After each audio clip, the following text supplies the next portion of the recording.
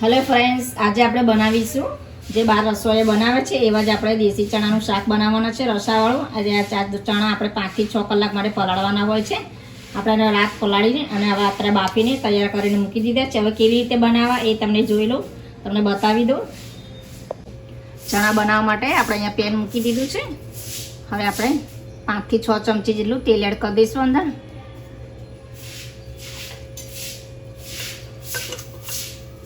एक table spoon Jaitley अंदर रही एड कर दईशू. रही अपनी फूटी गई है. આપણે 3 થી 4 कड़ी जेवुं लसण एड कर दईशू अंदर. 1 टेबल स्पून जेटलो આપણે अजमो एड कर देवानो छे. अजमाथी टेस्ट बहुत सरस एवो लागतो होय छे. અને થોડુંક આવા મીઠો લીમડો એડ કરી દઈશું. તમાલપત્ર અને 2 લાલ મરચાં લીધા છે એડ કરી દઈશું અંદર.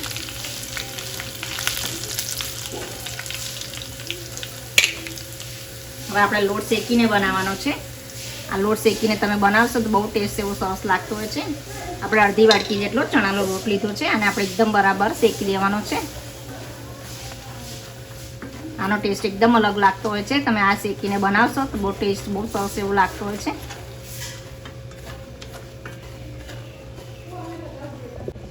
હવે આપણે થોડી હિંગ એડ કરી દઈશું અંદર. લોટ આપણે એકદમ ગોલ્ડન બ્રાઉન જેવો થઈ ગયો છે એટલે શેકાઈ ગયો કહેવાય અને થોડી સુગંધી પણ આવે છે. હવે આપણે આની અંદર ચણા એડ કરી દઈશું. આમાં આપણે 1 ગ્લાસ જેટલું પાણી એડ કરી દેવાનું છે. હવે આપણે આની અંદર મરચું એડ કરી દઈશું. 2 થી 3 ટેબલ સ્પૂન જેટલું લઈ લઈશું અને હાફ ટીસ્પૂન જેટલી આપણે હળદર એડ કરી દઈશું. 2 ટેબલ સ્પૂન જેટલું ધાણા જીરું એડ કરી દેવાનું છે. માપ પ્રમાણે આપણે મીઠું એડ કરી દઈશું.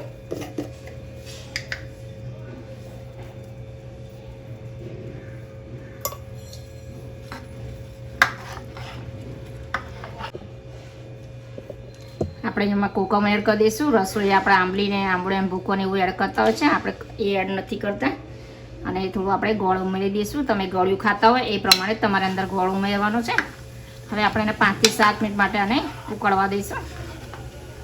એકદમ રસો જેમ ઘટ્ટ થાય પછી જ આપણે એને ગેસને ઓફ કરી દઈશું. હવે 5 થી 7 મિનિટ માટે ઉકળી ગયા છે અને રસો પણ એકદમ ઘટ એવો થઈ ગયો છે અને ચણા પણ એકદમ એવા સરસ અંદર બળી ગયા છે. હવે આપણે આને સર્વ કરી દઈશું.